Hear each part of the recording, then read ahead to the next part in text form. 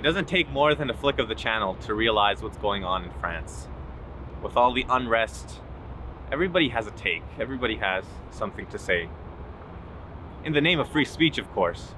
So today, we're in Toronto to ask people what the difference is and where they draw the line between free speech and hate speech. And I've been to France many times. I've lived there for years, and I just think that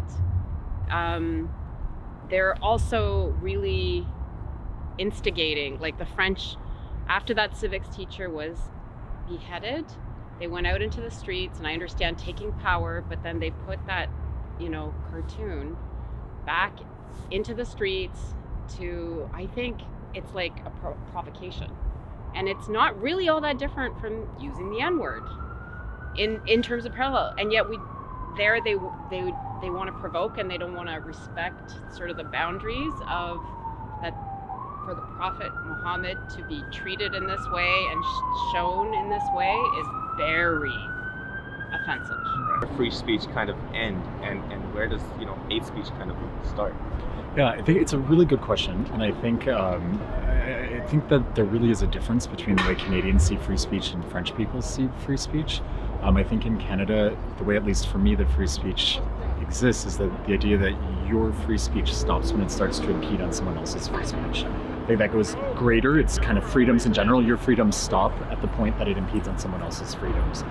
It's a shame that these Muslims are going out and committing these heinous crimes, and that too, young Muslims. I think the one in the Nice attack, he was 18.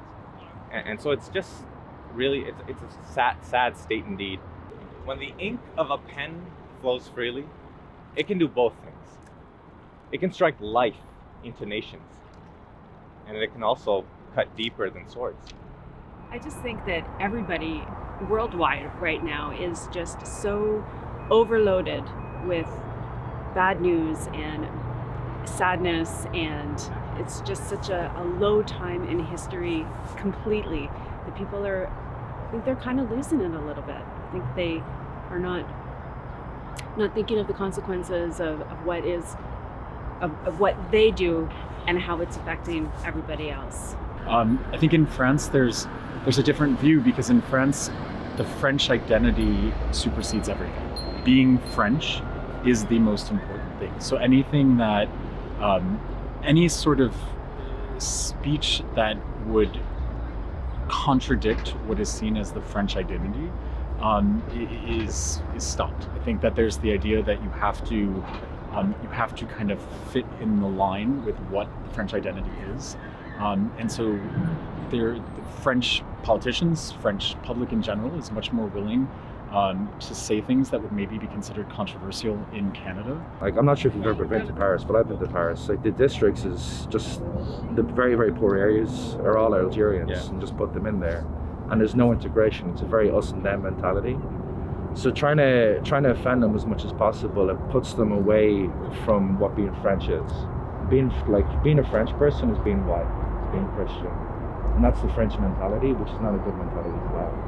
When we stop being interested in understanding what is not familiar to us, then we don't respect it. Islam, as you know, does not stand for any of this. It does not stand for extremism, terrorism, and in fact, the head of the Ahmadi Muslim community just yesterday condemned these attacks in the strongest of terms, and he said that we don't stand for such terrorism and extremism. Islam in and of itself in its pure form is not a religion of violence. I don't think any religion that exists today is. But I think introspection needs to be done about particular individuals that would maybe try to promote violence within the context of religion. So free speech, you want to try and question every kind of value and belief you have, right? Hate speech is when you're just doing it to put someone down. If it's derogatory, any kind of bad way, you want to kind of stop that as much as you can. That's kind of where I draw the line. If you're just trying to question someone based on your negative beliefs and your biases, then it's hate speech for me. Coming to Toronto on a random October morning and talking to 4 people, all 4 of them have either lived in France, have been to France multiple times, or have some sort of affiliation with that country. So perhaps this topic of free speech and hate speech hits closer to home than we initially expected. So perhaps the trick to this colossal balancing act isn't about policing the tongue as much as it is about training the heart and taming the mind. Because expressions can be policed, but thoughts cannot.